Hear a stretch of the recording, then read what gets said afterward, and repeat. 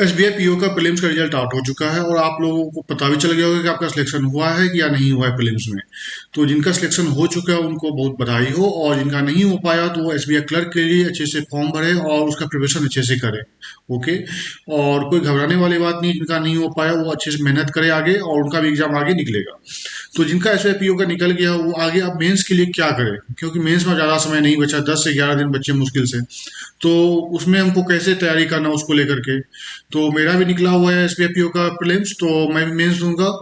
तो देखते सबसे पहले कि इसका बारे में जानकारी ले लेते हैं कि हाँ एग्जाम पैटर्न क्या होता है नहीं होता, सब कुछ बताऊंगा इस वीडियो में। तो लास्ट तक बने रहिएगा, और स्ट्रेटजी भी बताऊंगा पूरा कि किस तरह से इसको हमको क्रैक करना है। तो तो यदि अभी तक आपने इस चैनल को सब्सक्राइब नहीं किया जरूर सब्सक्राइब करें, और टेलीग्राम ग्रुप को भी ज्वाइन जरूर करें। तो चलिए शुरू करते हैं। तो देखिए एसबीआई पीओ मेंस जो होता है उसका पहले सबसे पहले आपको एग्जाम पैटर्न समझना पड़ेगा कि एसबीआई में जो एग्जाम पैटर्न आता है मेंस में वो कैसा होता है। ओके। तो देखो एसबीआई पीओ का जो मेंस पैटर्न होता है वो होता है ये। पहला होता है रीजनिंग एंड कंप्यूटर एप्टीट्यूड, ठीक है। इसमें 40 क्वेश्चन रहेंगे आपके, 50 मिनट टाइम रहेगा, और 50 मार्क्स रहेंगे, ठीक है। उसके बाद जाके डाटा एनालिसिस एंड इंटरप्रिटेशन, मतलब डीआई जो होता है, डाटा एनालिसिस एंड इंटरप्रिटेशन जो होता है, यही पेपर होता है इसका, क्वांट में जो बोलोगे आप। तो इसमें आपको नंबर से ये सब कुछ नहीं पूछता है, सिर्फ डाटा इंटरप्रिटेशन और डाटा एनालिसिस पूछते हैं, ठीक है। तो इसमें जैसे 30 क्वेश्चन हो गए, ओके, और इसमें 45 मिनट आपको टाइम मिलेंगे, और आपको मार्क्स 50 नंबर के होंगे, ठीक है।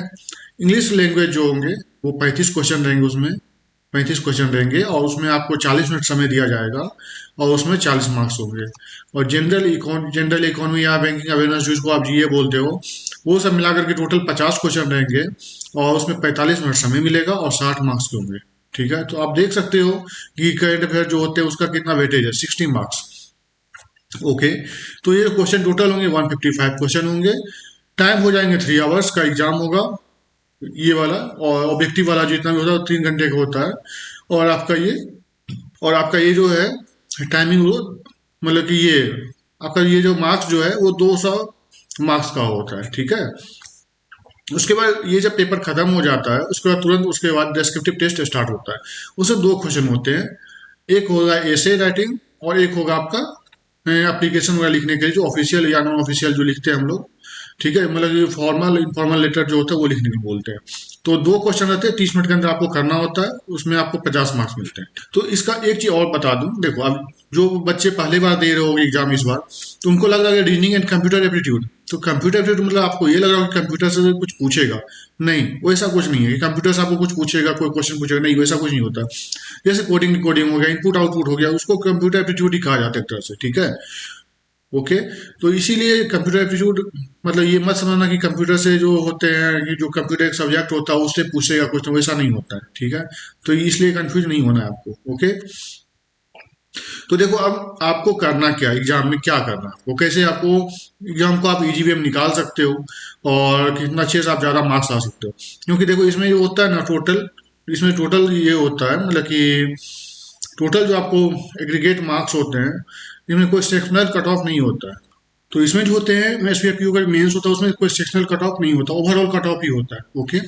तो ये 200 मार्क्स हो जाएंगे, और इधर 50 मार्क्स हो जाएंगे, तो टोटल 250 मार्क्स हो गए। ओके। टोटल मार्क्स कितने हो गए, 250। टोटल 250 मार्क्स हो गए। तो अब देखो इसमें कैसे आपको अटेम्प्ट करना है। ये मान लो आपका अभी रीजनिंग का जैसे है, तो रीजनिंग में आप ट्राई करना ये, देखो जो लेंदी क्वेश्चन होते हैं उसको आप हमेशा ट्राई करना कि बाद में बनाए। जैसे मैंने बताया था आरआरबी पीओ के मेंस का स्ट्रेटजी जो बताया था, या फिर आईवीएस पीओ का मेंस का स्ट्रेटजी जो बताया था मैंने, तो उसमें मैंने ये बताया था एग्जाम जब भी आप मेंस दो, सबसे पहले आप क्वेश्चन का सिलेक्शन कर लिया करो। क्वेश्चन सिलेक्शन मतलब ये होता है, कहने का मतलब कि जो भी क्वेश्चन आप बनाओगे, जो भी क्वेश्चन आपको आता है, 2 से 3 मिनट समय लगेगा आपको। ओके। 2 से 3 मिनट समय लगेगा, 4 मिनट 5 मिनट समय दो उसमें, ठीक है, कोई दिक्कत नहीं है। मान लो आप 5 मिनट समय दे दिए, उसमें आपने क्या किया, थोरोली 1 to 40 क्वेश्चन तक आपने देख लिए, एक बार फटाफट तुरंत देखते गए।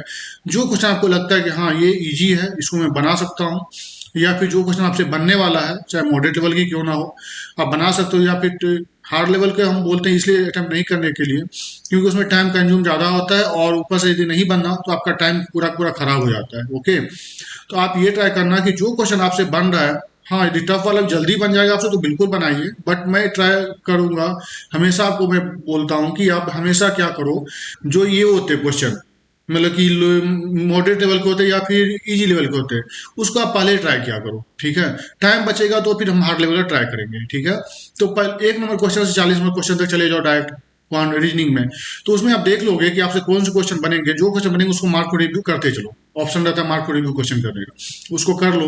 उसके बाद क्या करना, मार्क को रिव्यू कर लोगे तो उसका दिखेगा बॉक्स में, मार्क को रिव्यू वाले दिखता है ना, ऐसे दिखता है, वो कलर चेंज हो जाता है उसका, ब्लू या कुछ ऐसे पर्पल कलर में आ जाता है वो, ठीक है। तो उस टाइम में आ जाता है वो, तो उसको क्या करना, आप अटेम्प्ट करना चालू करो। जितने क्वेश्चन आपसे बन पा रहे हैं वैसे उसको सॉल्व करना है, ठीक है। तो इस टाइप से यदि आप करोगे तो आपका समय, जो अननेसेसरी टाइम जो होता है क्वेश्चन सिलेक्शन करने में, फिर बाद में पढ़ना फिर स्किप करना, उसमें आपका बच जाएगा। 5 मिनट आपका बहुत समय बचा देगा फिर बाद में।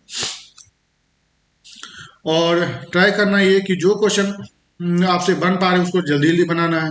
उसके बाद जो होते हैं आपके स्टेटमेंट 1 स्टेटमेंट 2 वाले जो क्वेश्चन होते हैं, वो सब भी आपको करने हैं। जैसे आपका इनपुट आउटपुट हो गया, या फिर जो इनपुट आउटपुट हो गया, फिर कोडेड वाले जो क्वेश्चन होते हैं, वो सब भी आपको बनाने हैं। क्योंकि ये सब क्वेश्चन जो आते हैं ना, ये सब एक तरह से बोनस मार्क्स होते हैं। यदि आप इसको अच्छे से कंसेप्ट है, आपके बेसिक कंसेप्ट क्लियर है इनपुट आउटपुट में, ये सब में, तो आप उसको अच्छे से कर ले जाओगे रीजनिंग में, ठीक है। तो ज़्यादा कुछ नहीं करना है, और इसमें आपसे जितना क्वेश्चन बने ट्राई करो ज़्यादा ज़्यादा अटेम्प्ट करने की कोशिश करना। इसका मतलब ये नहीं कि तुक्का लगाना है, जितना आपसे बने उतना ही बनाना है, ठीक है। और यदि आपसे मान लो सपोज 10 क्वेश्चन ही बना, 40 क्वेश्चन में से 10 क्वेश्चन, कोई दिक्कत नहीं, आपको घबराने की कोई जरूरत नहीं। 40 में से 10 क्वेश्चन बन गया आपका एसबीआई मेंस में, बहुत बड़ी बात है, ठीक है। आपसे 15 क्वेश्चन बन रहे, 15 ही बनाइए। 10 बन रहा, 10 ही बनाइए। 8 बन रहा, 8 ही बनाइए। यदि आपसे 5 ही बन रहा तो 5 ही बनाइए सही से, ठीक है। लेकिन ये नहीं कि तुक्का लगाना, क्योंकि देखो किसी से 2 क्वेश्चन भी नहीं बनते सही से, ठीक है ना। एस बी आई मेन्स का यदि मैं पजल की बात करूँ तो किसी से 2 पजल भी सॉल्व नहीं होते, किसी से 1 पजल भी सॉल्व नहीं होता है, ठीक है ना। यदि आपका पजल या जो भी स्ट्रॉन्ग क्वेश्चन उसको पहले अटेम्प्ट करने की कोशिश करना, ठीक है। और जितना क्वेश्चन बने, पैनिक नहीं होना कि मेरा यार 10 ही क्वेश्चन बना, मेरा 8 ही क्वेश्चन बना, या मेरा 5 ही क्वेश्चन बना।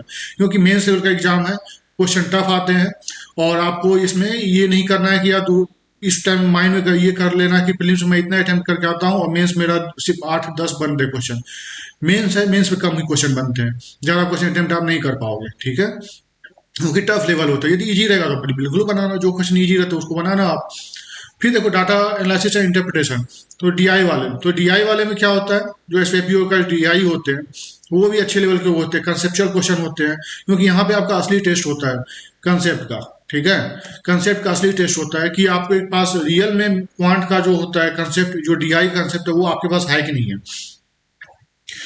तो वहीं से सारी चीजें चेक की जाती है। इसलिए इसमें भी आप वही चीज अटेम्प्ट करना कि सबसे पहले क्वेश्चन को मार्क कर लेना, कि मार्क रिव्यू के लिए, मार्क को रिव्यू के लिए जो होते हैं वो कर लेना आप। उसके बाद जाकर के फिर क्वेश्चन को अटेम्प्ट करना चालू करना, ठीक है। तो इसमें 30 क्वेश्चन रहेंगे, 45 मिनट समय मिलेगा, 50 मार्क्स के होते हैं, ठीक है।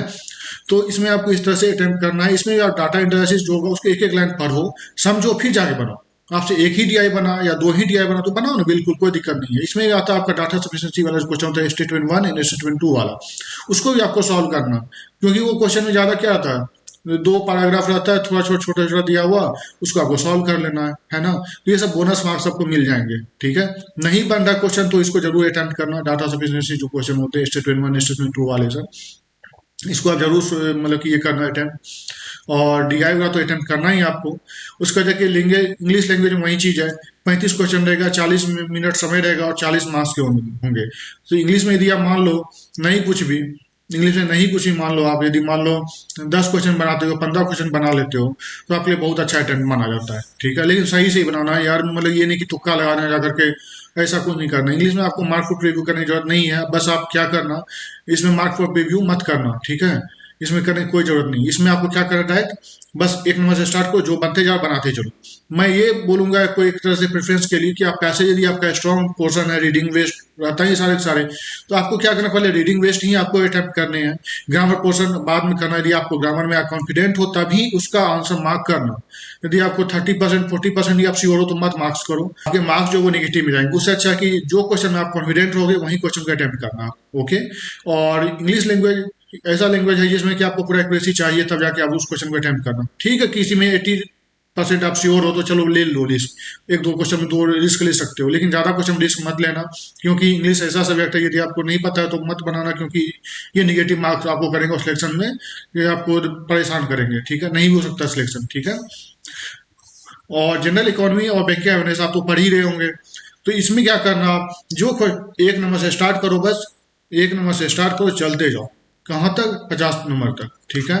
50 नंबर क्वेश्चन तक चलते, जो क्वेश्चन आपको बन रहा है पहली नजर में बनते जा रहा है, समझ समझ के बनाना, अच्छे से बनाना, जो बन रहा है उसको टिक करते चलो, जो नहीं बन पा रहा उसको मार्क को रिव्यू करके या छोड़ दो अभी, ठीक है।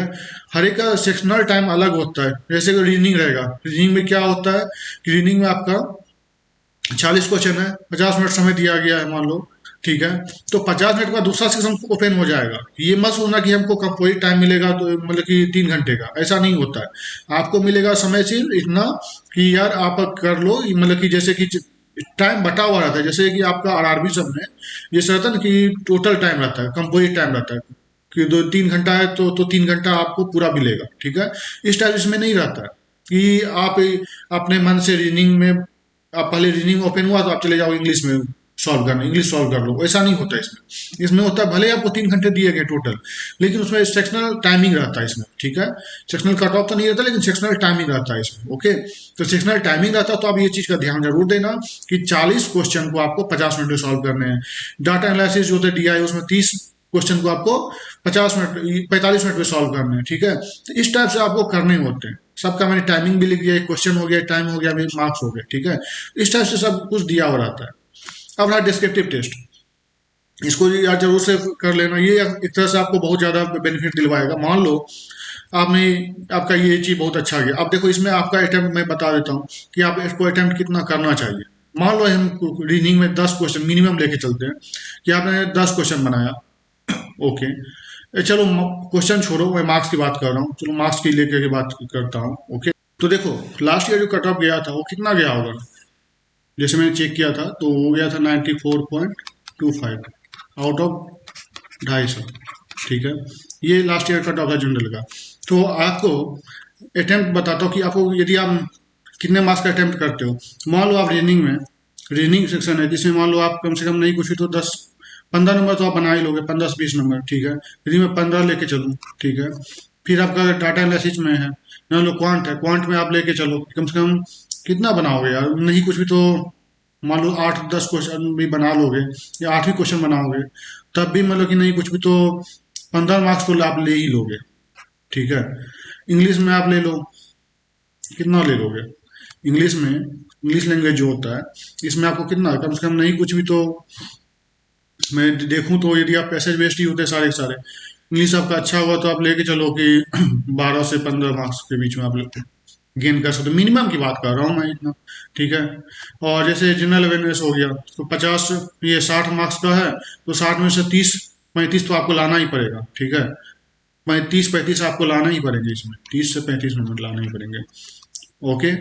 तो ये कितना हो गया, यदि मैं जोड़ूँ तो 15-15-30 और इधर 45, 15 हो गया, 45 हो गया, 45 और इधर 30 कितना हो गया 75 हो गया, 75 मार्क्स के आसपास तो इधर से आ गया, ठीक है। ऊपर से क्या हुआ, डिस्क्रिप्टिव है, डिस्क्रिप्टिव है, इसमें यदि आप ले आते हो 50 मार्क्स का, यदि आप इसमें डिस्क्रिप्टिव में 2 क्वेश्चन जैसे मैंने बताया, एक रहेगा लेटर राइटिंग और एक रहेगा आपको मतलब कि ऐसे वाला, ठीक है। तो इसमें क्या होगा, यदि आप मान लो 50 मार्क्स है, 50 मार्क्स में मान लो आप 25 मार्क्स भी ले आते हो, 50% ले आओ ना, यदि आप 50% भी ले आते हो, फर्स्ट 25 मार्क्स भी ले आते हो, तो भी तो आपका हो गया 100 मार्क्स टोटल, हो जाएगा यार, ठीक है। आप इंटरव्यू दे सकते हो, लेकिन इसका मतलब ये नहीं है कि आपको इतना ही लाना है, कम कम इंटरव्यू तो दे दोगे, लेकिन फाइनल सेक्शन में दिक्कत होगा, क्योंकि फाइनल सेक्शन में जितना फाइनल सेक्शन में क्या होता है कि इतना मेंस में ज़्यादा मार्क्स होता है, वो ज़्यादा आपको मतलब एक तरह से आपको लीड दिलवाता है दूसरे स्टूडेंट से, ठीक है।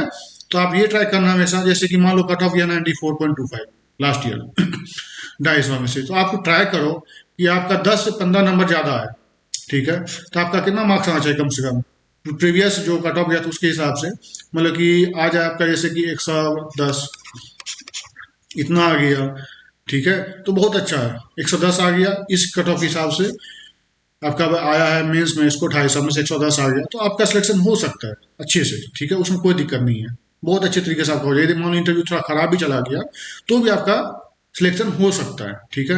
ये मैनेज कर लेता है, इसलिए कहा जाता है कि मेंस में ज़्यादा मार्क्स आप गेन करने की कोशिश करो। ये तो मिनिमम मैंने बताया ना। मान लो कि आप किसी का ट्रेनिंग में बन गया, मान लो किसी ने मार्क्स गेन कर लिया, कितना 25 मार्क्स गेन कर लिया, ठीक है। किसी ने क्वांट में चलो 15 नंबर भी नहीं ला पाया, वो ला लिया 12 नंबर, ठीक है, ओके। किसी ने इंग्लिश में ला दिया मान लो 18 नंबर या 20 नंबर भी ला सकता है, लाते ही लोग। फिर जाके जनरल अवेयरनेस में कितना लोग लाते हैं, जैसे 60 क्वेश्चन है, तैयारी अच्छी रही तो हम 40 मार्क्स भी ले आते हैं यहाँ से। तो ऐसे करके जोड़ लो आप, ठीक है। 40 या 35 मार्क्स ही लेके चलो, चलो 35 मार्क्स ही ले लो, 35 मार्क्स ही लेके चलो, ठीक है। तो कितने हो गए, 5 2 7 5 12, ये हो गया 2 4 1 5 5 3 8 1 9, 92 मार्क्स ऐसे ही आ जा रहे हैं। अब प्लस 25 जोड़ दोगे इसमें तो कितना हो जाएगा, ये 17 मार्क्स। ये हो जाते हैं यार, ऐसे करोगे ना आपका हो जाएगा। ऐसा नहीं कि वहां पे आके आपको पूरा परेशान होना या मेरा मतलब कि एग्जाम निकलेगा नहीं निकलेगा, ये सब कभी दिमाग नहीं सोचना चाहिए। और दूसरा चीज, और एक चीज बता रहा हूँ, ये इतने सारी चीजों का यदि आप कवर करोगे अच्छे से तो स्पेशली आप ज्यादा ध्यान दो अभी करंट अफेयर को, जितना ज्यादा हो सके रिवाइज करो लास्ट 6 मंथ्स का, ठीक है। मल्टीपल चॉइस क्वेश्चन आएंगे आएंगे तो आपको कौन से सोर्स यूज करने हैं, स्टडी है क्यू कर लो, स्टडी है क्यू कर लो, अफेयर्स क्लाउड कर सकते हो, ठीक है। ये सब कर लेना, ठीक है। ये सब आपको बहुत काम आएंगे। और मैंने ना ये इसका और मैंने ना स्टैटिक बैंकिंग का जो पोर्शन है वो मैंने कवर किया, उसका वीडियो आप देख लेना, इसी चैनल पे प्लेलिस्ट होगा, उसी पे अनइजिबल चैनल है, इस पे इसी का जाना वीडियो का प्लेलिस्ट में, उसमें आपको स्टैटिक बैंकिंग का कोर्स पूरा पूरा कोर्स मैंने कवर किया, उसको आप देख लेना जरूर, आपको बहुत बेनिफिट मिलेगा, ओके। इंटरव्यू के पॉइंट ऑफ व्यू से या फिर मेंस के लिए भी आपको बहुत बेनिफिट मिलेगा, ठीक है। तो ये सब थोड़ा देख लेना आप, ठीक है। और रही बात रीजनिंग का रही बात आपका मेंस लेवल का रीजनिंग का और आपका ये डीआई वगैरह, ये मैं क्लास करवाऊंगा आपको, क्योंकि मुझे भी एग्जाम देने हैं तो मुझे भी करने हैं ये सब चीज़ें, ठीक है। तो आप भी करो, मैं भी आपको करवा दूंगा क्वेश्चन, अच्छे अच्छे क्वेश्चन, अच्छे लेवल क्वेश्चन आपको मेंस लेवल का डायरेक्ट करवाऊंगा, तो क्लासेस देखना जरूर, ठीक है। तो कैसा लगा आप जरूर कमेंट सेक्शन में बताइएगा। मिलते हैं अगले वीडियो में। Thank you, have a nice day.